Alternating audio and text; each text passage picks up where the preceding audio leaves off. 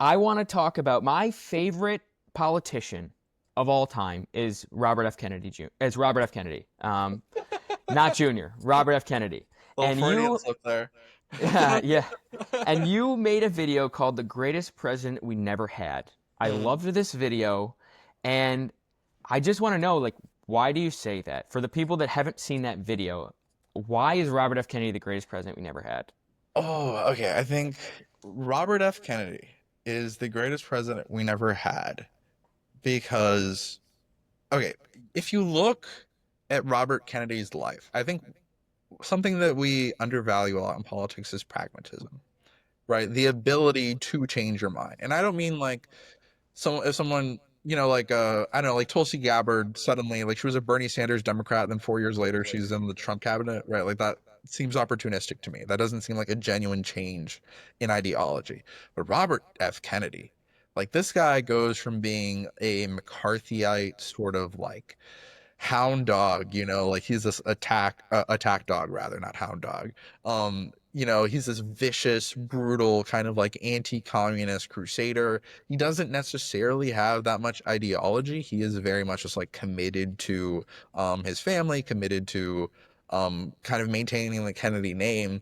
And you see him grow so much like over the course of his career, right? Like as Attorney General, Robert F. Kennedy, he was Attorney General, but he was essentially co-president with his brother, right? Right. Like, obviously, John holds the authority in that situation. John, obviously, it wasn't like a 50-50 split, but I think RFK was as close to a co-president as he realistically could have been. Right. I think I saw there's a Kennedy documentary. I don't know if you've ever seen it. It's literally called The Kennedys, and it's like a 6-part video Mm, series. yeah. And one of the historians on there makes that same claim. They said, the Bobby Kennedy, John F. Kennedy dynamic was the closest thing, and probably will be the closest thing that we will ever have to a co-presidency.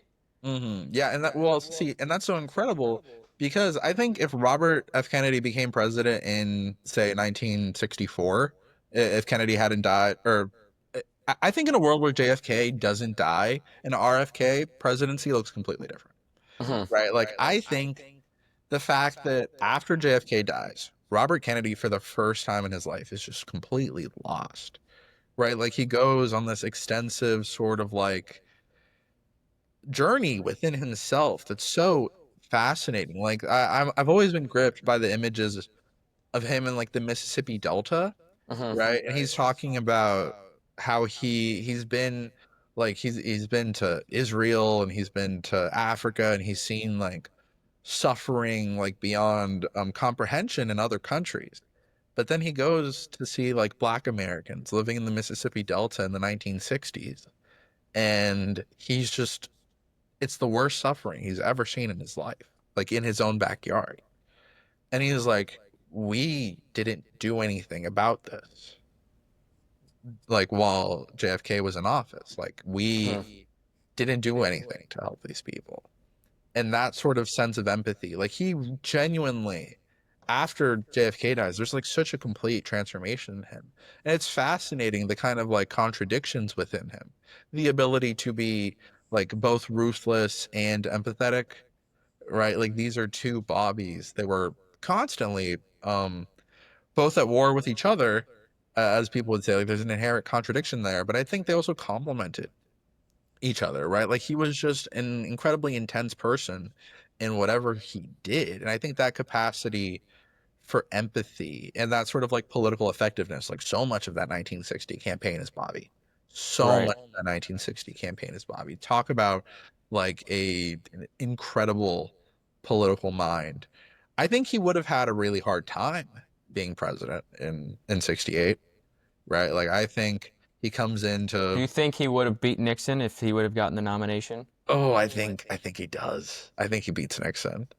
Because think I Hubert Humphrey. Okay, people hate on me for this. Like I get some Humphrey stands that they get upset at me. I think Robert Kennedy having the sort of like Kennedy name to him, having that juice, because that's a close election. Mhm. That's a really close election in terms of the Yep. popular vote. I think an RFK campaign beats Nixon. I think so too, and I think you're right. I do want to say one thing, kind of just wanted to Mhm. jump in there. You kind of talked about the way Robert F. Kennedy evolved over his kind of career. And I Yeah. think that that's something that we don't appreciate today amongst politicians because, people love to throw up an old video of a politician or someone talking about something 10, 15 years ago, and they use it to say, see, this is what they really believe. When I sit back and I'm like, well, maybe their opinion has changed.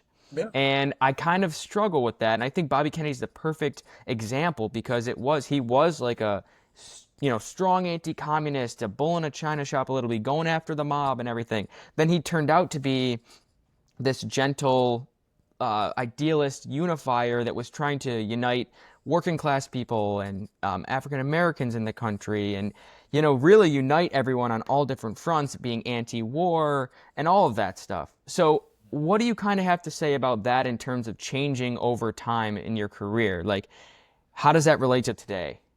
Man, I think Do you see what I'm saying when I say yeah, that? so I think there's two reads of it, right? Like if I want to be a bit more idealistic, I could say like, hey, I think people can tell a difference, maybe, right?